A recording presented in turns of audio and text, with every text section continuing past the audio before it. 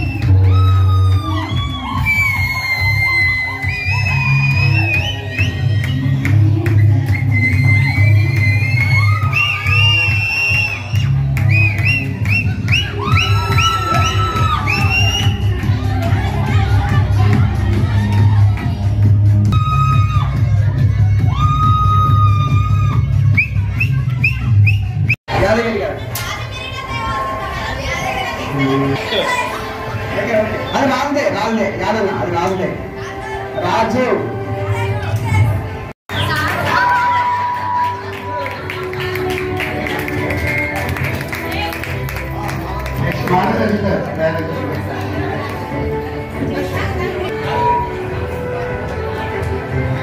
Nikhil star Yadagiri గారు, Nikhil star Yadagiri గారు